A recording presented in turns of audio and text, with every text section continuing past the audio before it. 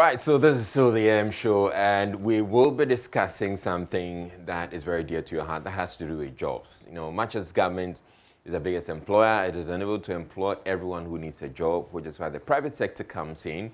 The jobs generated by the private sector is created by entrepreneurs, the people who take the risk to bring the factors of production, land, labor, and capital together to produce something society wants and is willing to pay for it. It's a tough role which comes with many risks. Some entrepreneurs have made it in Ghana, made it really big. Some are struggling, and some others have failed. This morning we have assembled some entrepreneurs who have stories to share with us. So pick up your notebooks, jot things down, and learn something. So anyone is going to introduce the people that we're going to be speaking with this morning, the entrepreneurs. Okay, so we have Ephraim Spines, who is joining us, Enes Gavo, and Joseph Mojom. Now, these are entrepreneurs who, you know, obviously have their own businesses and are trying to create something out of nothing, really. So let's get straight into that. Good morning, gentlemen. Good morning, in Israel. Hi, I can't see you. Okay, there you are. Oh, hello. Oh, three fine boys. Let me cross my legs for this one. Oh, I love it. I love it. I love it. Fantastic. Okay. So No, don't interrupt me. Thank you very much. Okay. No, we should have a lady to balance it. Okay, go ahead then. Yeah. So we should have the lady to balance it so I can also cross my leg. Oh, but yeah, let's get into the conversation. Yes, let me get into the conversation. Thank you very much. So we have Ernest, Joseph, and Ephraim. So let me start with you, Ephraim. What was it that made you decide that presumably you were working with Corporate Ghana?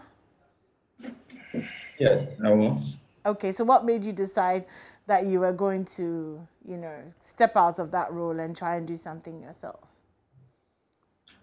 Right, thank you very much for the opportunity, and then hello to my other guests, Ernest and Joseph. I think there's one thing about starting your own business or entrepreneurship that would not change, trying to solve a problem or trying to solve a challenge that has been identified. So, I mean, working in corporate Ghana, yes, you develop your experiences and you get to see things that are going on, and you want to take that leap to be able to solve some of these problems. Of course, you can't solve everything, but you identify something that you're kind of related to or with, and you want to take a bold step to solve it. It's not an easy step though, but it is something we all have to do to be able to make society and the economy quite better for all of us. You're making it seem like it's some sort of, I don't want to say corporate social responsibility. We're making it seem like, okay, there's a problem, I want to solve it, and, you know, let's make Ghana better. But is that really the motivation, or is it really, you know, I want to be able to be in charge and in control, as it were, you know, of my life, of my career, of all of that, and so stepping out becomes the only option? Yes, it's true. You want to be in charge, you want to take the lead, you want to make some money, but they are all linked to one bank. If the target market that your services and your products are going to don't see the need for it, you are not in charge after all. You may have a product that nobody even minds, like, I mean, what are you selling or what are you giving to us? So if you want to really be in charge, which of course is also one of the cases, then you must be solving a problem. And you said it's a corporate social responsibility. I agree, because when Israel was doing the introduction, he made mention that, yes, we create jobs, we create opportunities for people. Entrepreneurs churn out entrepreneurs as well. So it's also a corporate social responsibility, or in this sense, economic social responsibility. Economic social, that's a good one. Yeah. That's a good one, Ephraim. Okay, let me speak to Ernest as well. So Ernest, pretty much the same questions to you. What is it that, you know, made you decide that you're going to switch, you know, and become an entrepreneur, if indeed there was a switch at all? Okay, thank you, anymore. So And good morning to your viewers as well. And good morning, Israel. I love your background. Can I just say the background is like totally, yes, the background for me. Thank Wow. you. Thank you. Okay. So in my case, I wouldn't say there was a switch. Let's say I've been an entrepreneur literally my whole life. So and it came out of curiosity largely. I've just been curious about several stuff from a very young age, from high school throughout to uni. I have always been curious. Maybe the last full formal job I had was when I was still a student in the university, and I was working alongside in the university itself. So I was a staff and working, and that was also out of curiosity actually. So when I entered the university, they started an ICT directorate, and I approached them and they employed me. So I that was more like my last job. So while there, I still was very curious about several stuff that was going on. So when uni was over, I left. I did not want to join any full-time job. I started exploring, ventured into a technology startup, grew that, was successful to a point, and then expanded into now running a hub and doing some level of growing other entrepreneurs myself. So for me, it's largely been out of curiosity. I've been a curious person. I've been interested in trying my hands on several stuff. So that was what got me venturing into entrepreneurship. And maybe nature as well. That kind of curiosity made me think of a formal job as too restrictive. So I have always thought that if I needed to be in a full-time job, wake up at 5 a.m., dash to the office, and close at 5 p.m. or something, that in my mind was not exciting enough. So I thought doing something where I have more flexibility, trying stuff, being in control, partly. Of course, there was some appetite for money, and then there was a lot of appetite for impact. Okay. So generally, for me, it was largely out of curiosity. So curiosity, control, money, and impact. Yes. Okay. Joseph, would you say the same things? Is it the same factors for you? Curiosity, control? Okay. Good morning to the viewers. I can't really say it's the same for me. Okay. I never planned on becoming an entrepreneur. Okay. It just happened. Yeah. So after my national service, I taught in one secondary school in the Eastern region. Then my family started a pure water factory. Then I said, oh, then there's something I can handle. Wait, Joey, where are you? Because you look like you're in some hole somewhere. No, I'm not in a hole. I'm in a truck. Okay. I was going to supply sachet water. Yeah. Right. I love your earpiece thing as well. I mean, it's like, you look like a helicopter fighter. Thank you. Okay, go ahead. So I just chanced, it just happened by chance. I never planned to be an entrepreneur, but it just happened. So after I started doing the work for my family, I saw that environmental stuff and water scarcity issues were something I could venture into. So I decided to upgrade myself. So I started learning about water treatment. I started learning about sustainability issues. I started learning about waste management. Then I started helping people in that direction. Yeah, so basically that was it. So just to make the impact in the environment space and also the sustainability space and the climate change arena. So it wasn't something I planned. Yeah. Okay. All right, that sounds good. So I wish I could have all three of you at the same time, you know, so that we could just have a conversation. Because I think that what we really want to do with this conversation is understand the challenges that come with being an entrepreneur. Over the past few weeks, you know, a lot of the ministers, people in government, you know, keep on saying, oh, get into entrepreneurship, and it sounds so glamorous, you know, like, yeah, I have my own job, I'm the boss, I'm like, yeah, you know, but yeah, I mean, obviously it's not. So, Ephraim, let me come back to you and start with the challenges. Tell me about your journey. Tell me about the most difficult parts of your journey. And then tell me if you regret you know, going into this journey of entrepreneurship, or if you think it's still worth it? Well, thanks. And let me say the push to go into setting up your own business is quite appealing. The push is appealing, but the real stuff is really not that appealing. The reality. The reality, yeah. The reality is actually not appealing. You see people and they call them CEOs, business owners, and you're like, well, I want to own my business. But usually we don't follow the story. We only look at the glory, as said. So even from the ideation point, where you're trying to make an idea tangible, it's quite painful. And most of the times you don't do this alone. You need people to be able to develop these ideas.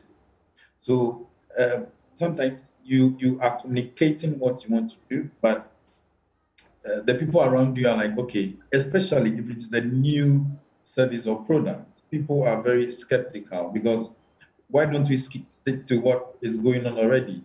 In my case, yes, you go to any roadside or any quite populated area, you could get breakfast. Okay, let's put breakfast and food in its entirety on an app. Like Coco and Kose, I have to download an app and order that over an app. It's quite skeptical. So the ideation and getting even people to support the idea and also getting people to buy into the idea, it's even a challenge. So you have people saying that, well, why don't we do it like it used to be? Because they see those people are successful.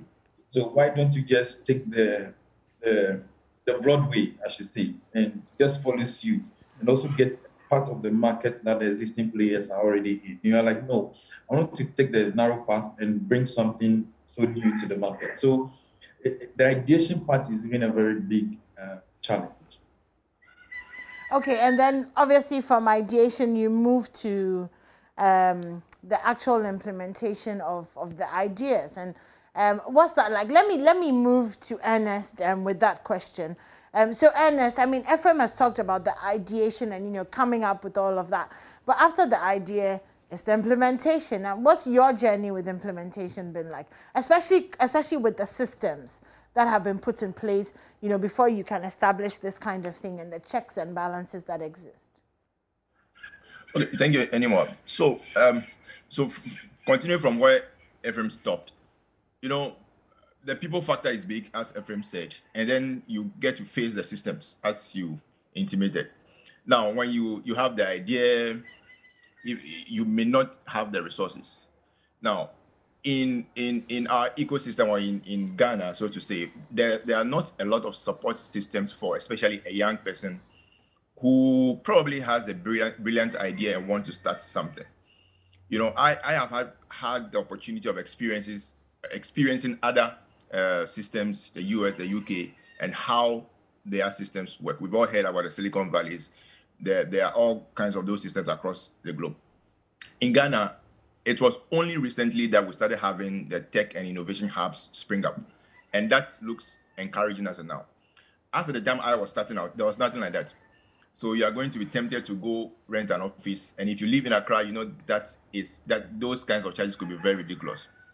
You know, so, and issues of finance, in other jurisdictions, you may get, if you have a brilliant idea, you are likely to get an angel investor who gives you some money to, you know, explore the idea, see if it actually works in real life, you know, so that you can proceed. But in our system, I think somehow, even a few people with some money are all used to buying and selling. So if you go to someone and say, I'm going to China to go and bring a container full of some stuff and come and sell in 2 weeks and give their money back to them, they understand that. But not going to someone to go and pitch an idea to them that, oh, I have this nice technology idea, and then I want some money to test for 2 years. We are not going to make any profits. I can't pay your money back in 2-3 years. It's only going to be after 3 years, going to 5 years that we are likely to make some real return and start paying back. I mean, people here don't even understand that. Okay, so those are the challenges, the systems. there's been improvements at, say, the Registrar General Department and all that in terms of the registration. When I started out several years ago, it takes you months to get your registration done. That was ridiculous, but that has changed. That has improved.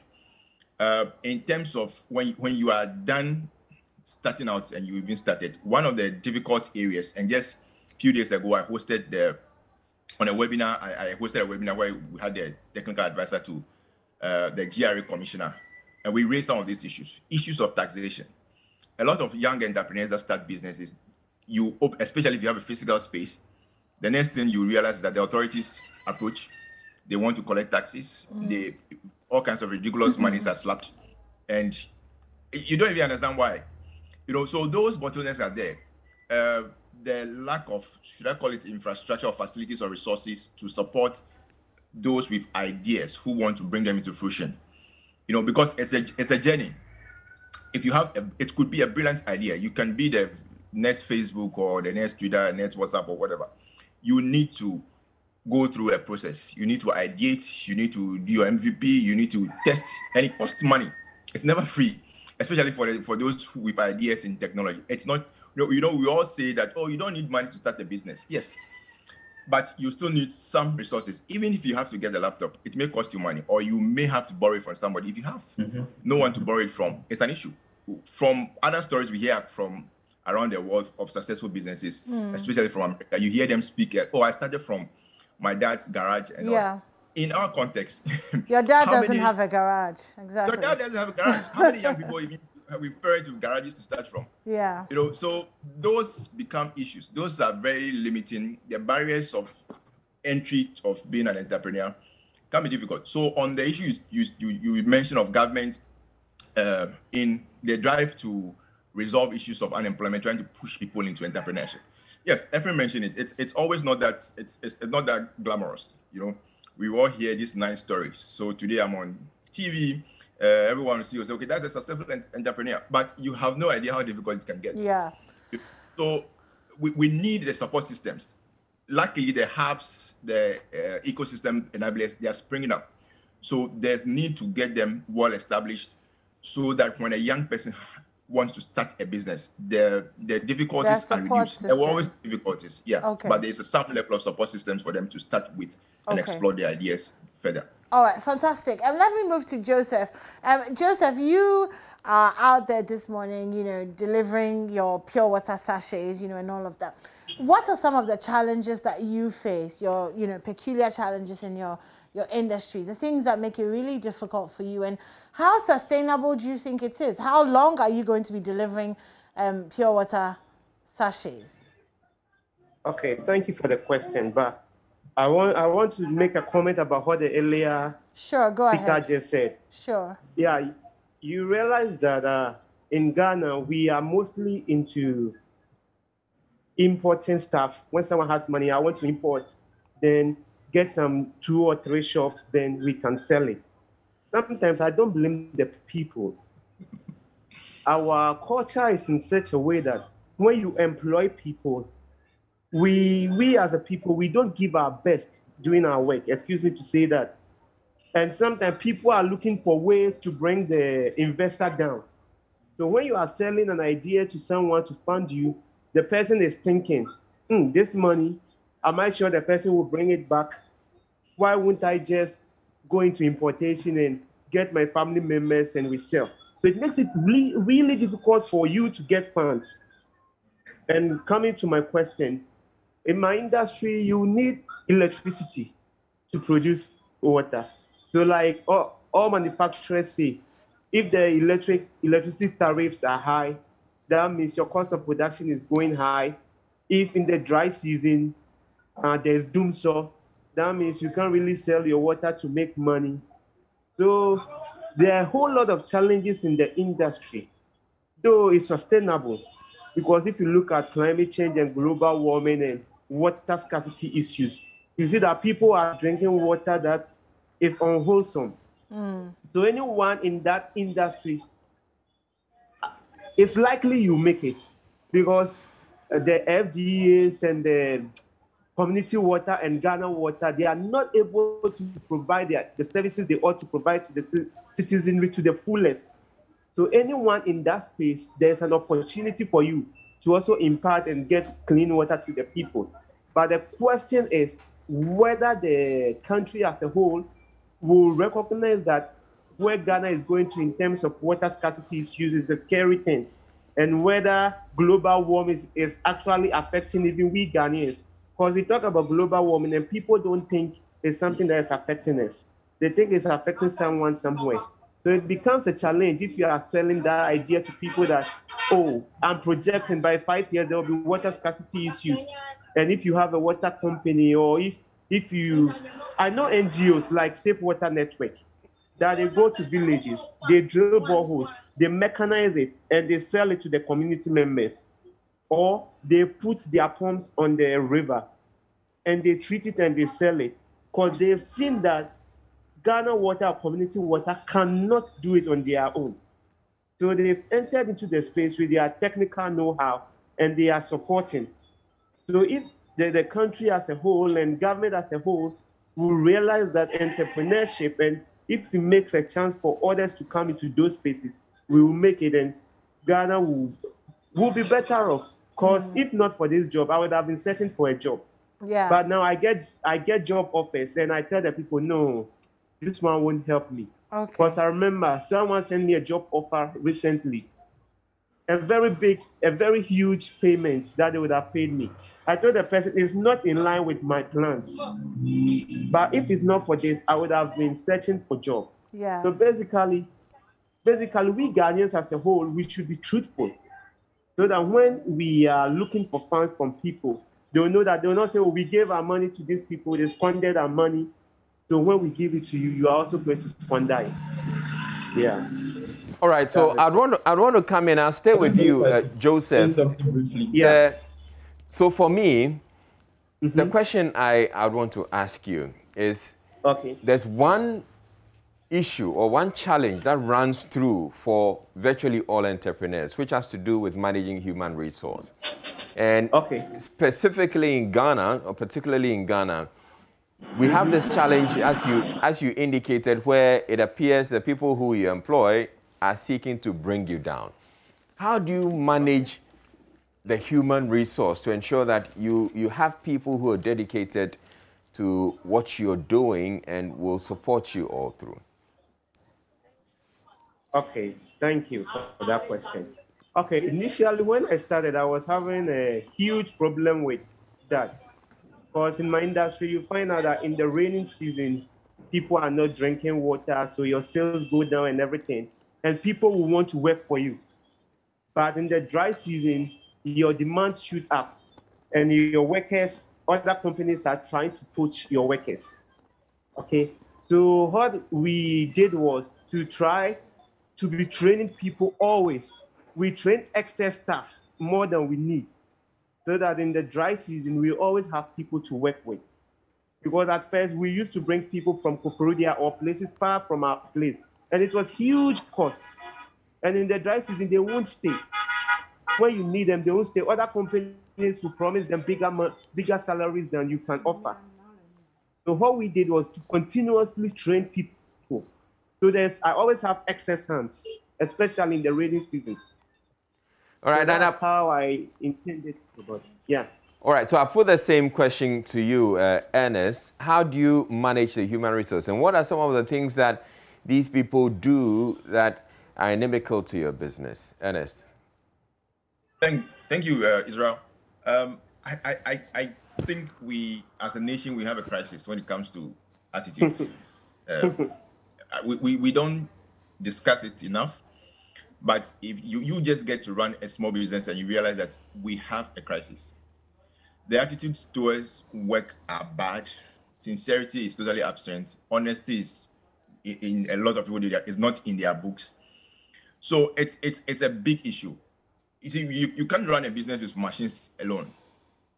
Even with all the advancement in technology, with AI, everything that we talk about, you need humans at a point. But the attitudes are a challenge, from people coming from the universities, from older folks, it's just a challenge. So it's been difficult for me throughout my entrepreneurship journey. All this while, it's been difficult. It's been difficult just managing attitudes. Somehow people expect, to be paid, but they do not recognize that their productivity is what makes the money available to be paid.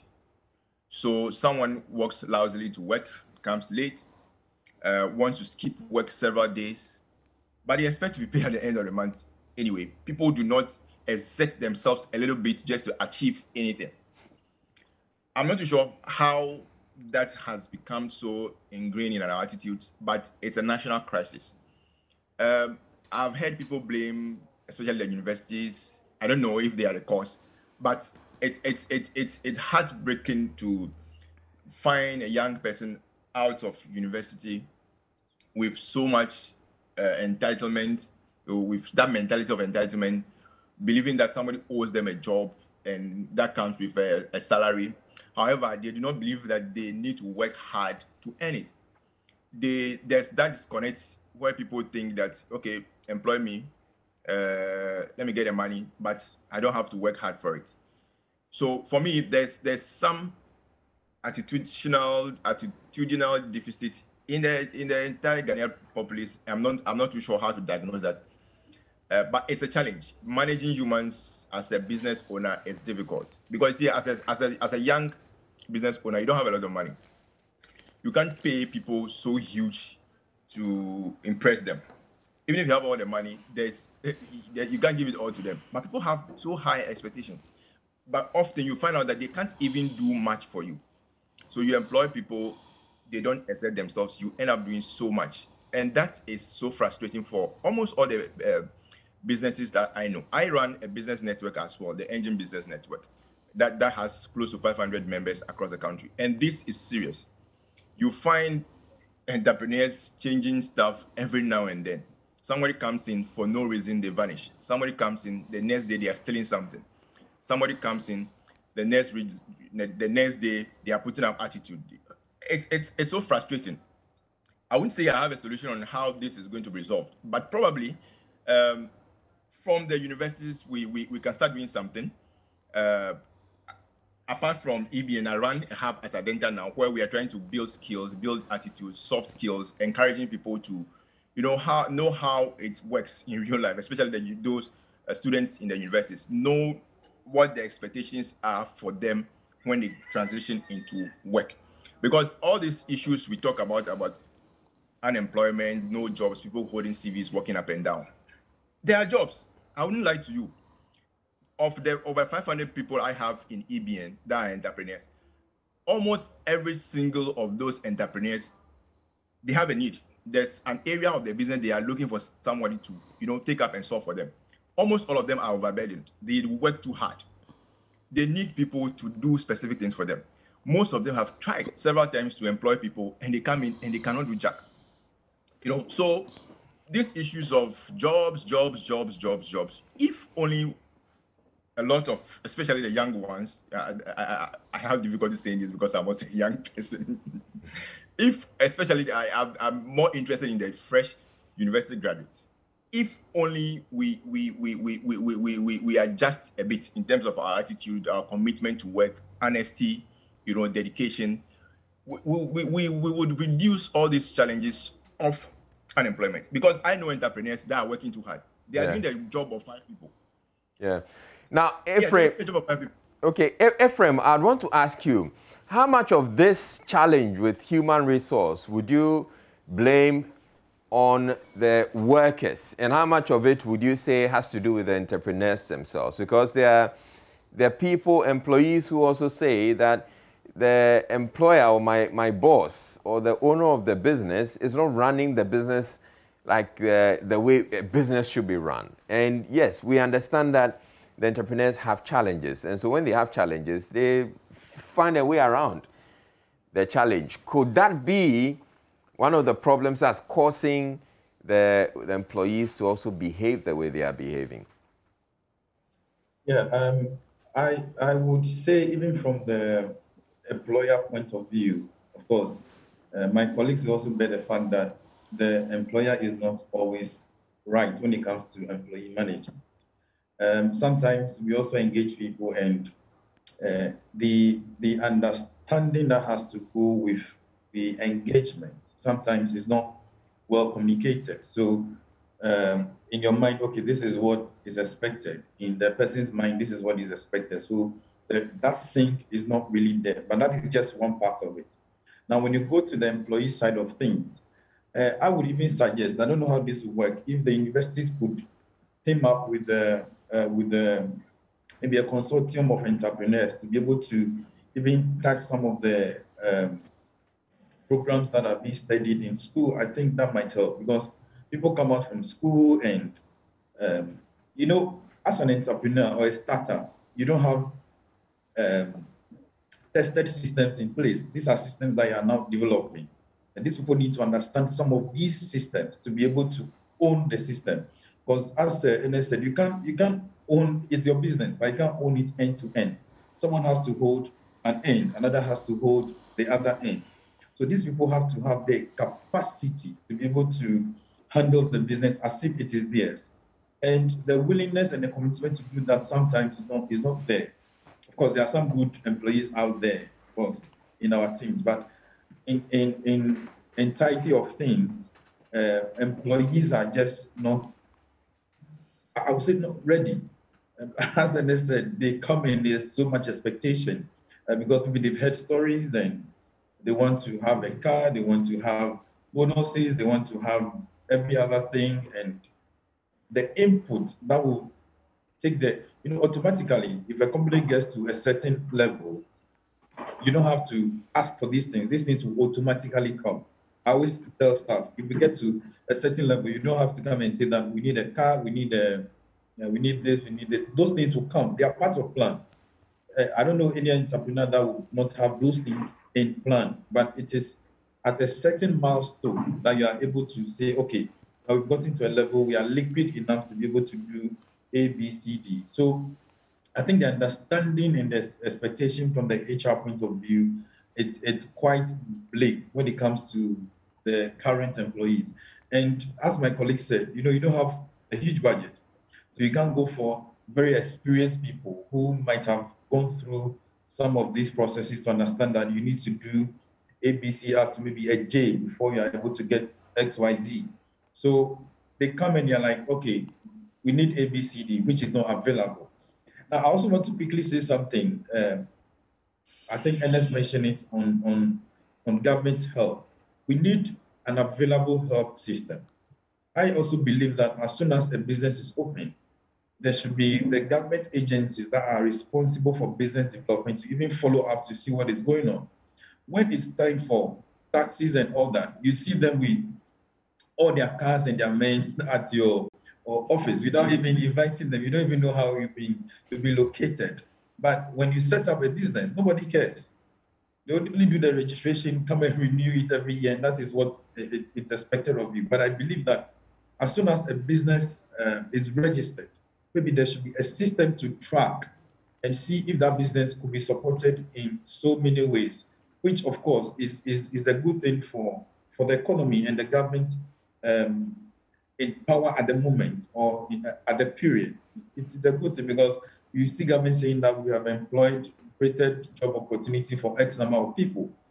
Some of those people, government has no knowledge how they even got the employment, and they don't even know what the employees and employer are going through. So I believe that there should be a system. As soon as a business is set up, there should be some tracking system, checking up on the person, what is going on, and how are they surviving? Can we even help? Can we expand? Can we create opportunities outside of even the country? You don't have to go big before you exploit international markets. No. If your product is good and meets a certain standard, you should be able to get that leverage or hand holding from all the parties that matter to be able to go even outside of the country. All right. So I'll bring you in, Ernest. So I've heard all of you talk about the fact that the employees that we have or the workers that we have in the country are a big challenge. And some of you are suggesting that maybe, yes, the universities should do a much better job at, when it comes to training the labor force.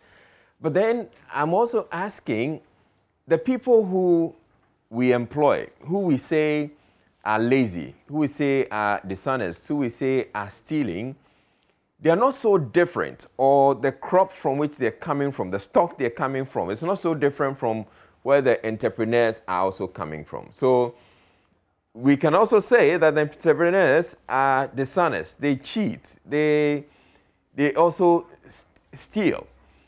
Haven't we, or aren't we, are we not dealing with the same kind of people? We're dealing with our own.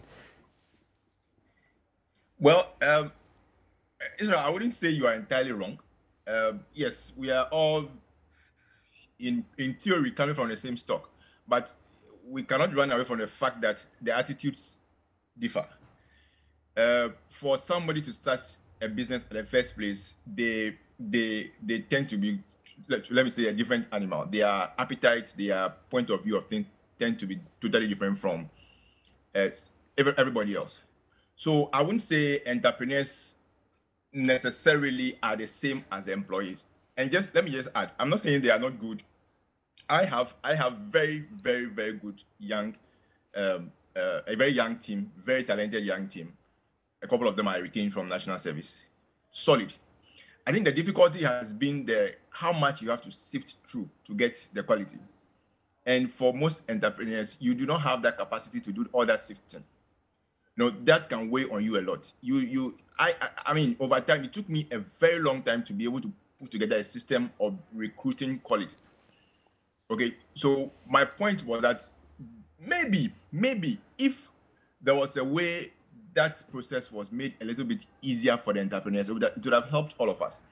If I don't have to interview 100 fresh university graduates to get 3 national service people, if I cannot rely on the National Service Secretariat to post any graduate at all to me with the view that we can grow them, and this is from real life experience, for consecutive years, we appealed to, or we asked the National Service to post people to us. Israel, you don't believe it. I wouldn't want to describe humans in a particular way, but the kind of materials that came, it was a crisis. So we had to change from that. Now, what happens is that when the service or the academic year ends, we go scouting for talent from, the universities or those who are preparing to do their national service, do series of aptitude tests, do series of interviews to get the quality we want. Then we get them to do service with us. Then if we get quality from them, we retain them, make them full employees and all that. But that's a difficult process. It would have been easier if, for most business owners, they could just sit and say, okay, people are out of school, national service is posting them, let them come. They will come as some level of basic material that we can work with, grow, develop, train, and get them to do what. And Ephraim mentioned something that is important. He said for a lot of the smaller businesses, they do not have, or we do not have fully fledged established systems. So you need people coming in with that understanding. However, it appears for, again, I'm not too sure if the universities are supposed to be blamed. Most graduates that come out are formed, but to do the typical routine work. Let's say if it's a bank teller, look at ID, check amount on slip, count money, give it to them, let them go. That kind of routine work, it's very easy for most people to do. But when you are bringing them and you are demanding a lot of their innovation, demanding a lot of their creativity, demanding that they are the initiators or the ones who get systems to run, a lot depends on them, then we get into difficulties. So that is where my argument is actually. So I don't know if it's from and there are a few universities, just for not to show bias, that are doing awesome. If you get materials from them, you are helped. I mean, at least you have somewhere to start from, and then you can grow them and get some good material out of them. So again, I believe there are a lot of young people out there that are talented, but it will be helpful if people know that a lot depends on them, a lot depends on personal development, so that they don't come. It's like, I have arrived. Where are the systems? Just show me what to do. They are not they are not robots. You can't employ somebody and expect that you have to tell them, okay, get up, pick the box, put stuff in it, carry it on your head, go outside. That is not, if there's a problem, you expect that whoever the staff is able to solve it, whether you, the business owner, happens to be there or not. Okay, so we need that level of innovation. We need that level of creativity. We need that level of determination from especially young people who are looking for jobs and get jobs. They need to trust themselves and work hard, to get businesses running. Again, small businesses do not have fully fledged systems, so you don't expect that you come in, everything is organized. There's a step by step. Just do step A, step B, step C, and then it gets done. No, you are likely to be the one to create those steps. So we need to have young people who are willing to create those steps. And luckily for us these days, the internet is powerful. There's so much out there, but it gets frustrating when you ask people to do things and they are like, oh, so what do I? Yeah, there's a lot of information out there that people can use to create a lot, All right. So it brings me to this other question that I have. And it's something I've been thinking about in recent times. I ask myself, is the kind of entrepreneurial system or systems that we have in place, or the way the business processes that we are using, are they suited to our environment? All right. If we look at our societies, we're using systems that you'd say has worked elsewhere in the West, where there's minimum wage. That minimum wage is decent, where people are a lot more honest. Are we using those systems in our country when really it's not very suited for our environment? I want to bring you in, Ephraim, at this point. Should we be thinking about a Ghana way of running business? Right. Now there's what we call the local outlook of things. It's global, it's local as well. So even when you're operating as a small business, you need to meet a certain accepted level of standard. Now, when you talk of even minimum wage, some of us in our own small ways, even at the point of starting, said that when you are real, I mean, as a business person, sometimes you need to be very, very realistic. That when you even take the minimum wage, someone who travels like maybe 20 kilometers or even 25, 30 kilometers from work wouldn't be able to even sustain him or herself. Sometimes some of these wages and salary payments are even a big challenge to the employee, because I'm coming to work. My salary is maybe 500 cedis. My transportation is 400 cedis. What am I doing? Am I waking up and coming to work so that the people around me will know that I am doing something? So sometimes some of these things are actually an effect on how the employees behave. So maybe, and I don't know how this could be solved, because you can't say you need a certain level of capital to be able to pay people like 5 times the minimum wage to be able to start a business. So maybe we should have some help from, we'll always go back to government, because whatever we do, government is a bigger player in all these. We'll always go back to government to see if there could be some subsidy. There are some projects by some partner agencies or international agencies where they will even give you interns. They take maybe up to a 50 or 40 or 70% of their salaries, and then you, the entrepreneur, will pay maybe a 50%. That is quite a very good initiative. I don't want to mention names, but there are some organizations that are doing that currently in the country. Can government also do same and say that, well, if you are a startup, as I said, if they follow up and they know that you're a startup, you're starting business, can we help you with maintaining or retaining your human resource? There are some very, very, very good human resource that, because of maybe, starting a business takes a longer period. They can't wait to go through the meal for them to for lack of better word, enjoy at the end of the tunnel.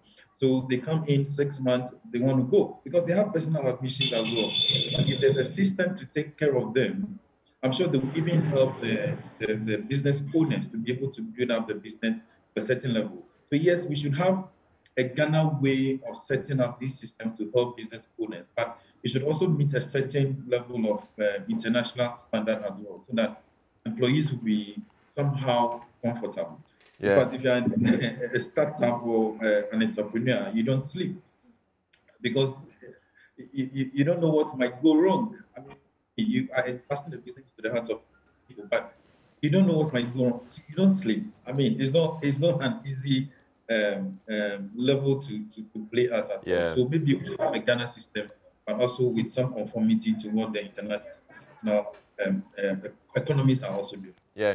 And Joseph, I'm talking about the Ghana systems, and I want to come to you because the business was started by your parents, you're saying, and that's how come you found out, okay, it's something that I could also do as well. And I've heard stories about these famous co-businessmen who used their children as part of the business. They were working for their parents and they learned on the job and they were part of the business. Is that probably something we should be looking at as a country and developing systems that work for us? Okay. Okay. That's something we can also look at. But in my case, that wasn't actually what happened. What happened was right after national service, when the company was set up, I started managing it. So you even realize that in my case, I didn't have the opportunity of learning under somebody to know what to do and what not to do. And also, I'm coming from an industrial chemistry background and water and environment background. So I did not even have any business background to even know how to maneuver my way around some of those business issues. So it would be good, like my brother Ephraim just said. Like I was reading a story about Coach Otto Pfister, Ghana's coach, that the German government sent coaches to the whole of Africa to provide technical assistance to some countries. Why can't our own government talk to like HR firms, talk to like professional organizations to send people who have already made it, to bring entrepreneurs, professionals to help them out, maybe at the cost of the government, just to provide them with guidelines. If this happens, you should do this. But if you take someone like me, that means I'm not learning on the job. Yeah. I'm not learning on the job. I had no business training. If anything comes, I have to learn. I don't have any knowledge about HR laws. So that means I have to follow on people who know HR. But if I can't pay them, if my friends who are in HR are not willing to provide that service for free, is there any government agency I could go to tell them, oh, I want this kind of people. Can you help me employ this kind of people? Can you help me manage them at a fee that I can pay? So those are some of the challenges. Yeah. Yes, we should have our own Ghana way of doing things. Though we are in a global market and we are in a global village. Yes, our own way of doing things would help, but the government must come in to make it sustainable. Okay, so before you go, I'd want to take this from each of you. And if we could do this in a minute for me. What is that one challenge that you resolved that has helped your business, and which would be a lesson for someone else? I'll start with you, Joseph. Okay, one challenge that I've resolved. Okay, when I started my business almost collapsed because of a technical issue, and the market did not accept my water because I had some quality issues that I could not detect from the factory. So when I send the water to the market, people will see my water and will start running away from me because the taste, according to them, the taste wasn't okay. I also knew the taste wasn't okay, but I couldn't resolve it on time. So now I'm paying more attention to those details so that it's not like I'll now struggle to re-enter the market when I'm rejected in the market. Yeah. Yeah. All right, thanks. And you, Ernest? Okay, thank you, Israel. For me, maybe the number one thing has been getting the right people to work with. You know, and it's been difficult. It took me some time to figure that out a bit, not entirely, but getting the right people to work with and trusting them to grow.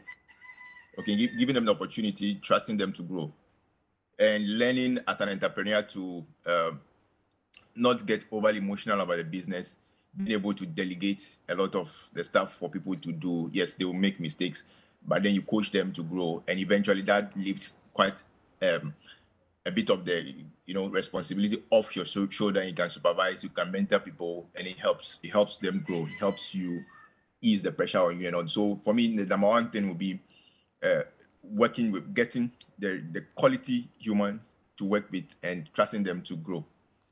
All right, and you, Ephraim.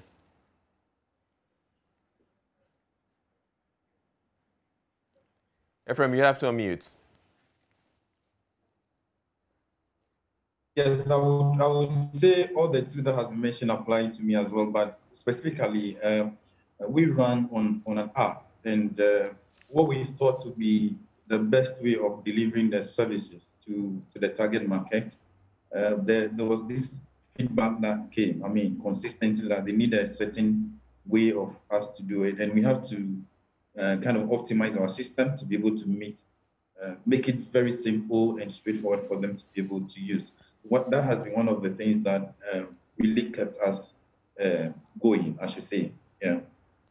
All right, thank you very much to all three of you, to Ephraim, to Ernest, and to you, Joseph, for sharing your stories with us. We're hoping that those entrepreneurs who are watching, and those prospective entrepreneurs who are watching, would have learned something from it, so that when they start their businesses, or they can use that to improve their business. We thank you all three for this business conversation. Have a wonderful day. Thank you for having us. Yeah, thank you for the opportunity. Have a wonderful. You're welcome. Bye. Okay, so I didn't get the lady to join. Yeah, it's all right. Bye, anymore. Bye. Oh, Bye. was that Ephraim? I'm not sure who it was. I think, but she's expecting one from me. Yes, Bye, of course Nima. I am. Really, Ephraim is my friend. He's actually my very good friend. Is this what you guys had? I had no idea that he was actually coming on the show, and I've been trying to pretend like I don't know him. Did he have to give you a last goodbye? Is it paining you? Because it sounded like it's paining you. And we will connect after the show. Yes, indeed, we will connect. Wow, look. Wow. Israel, really? What's going on? Where? Anyway, let's move on.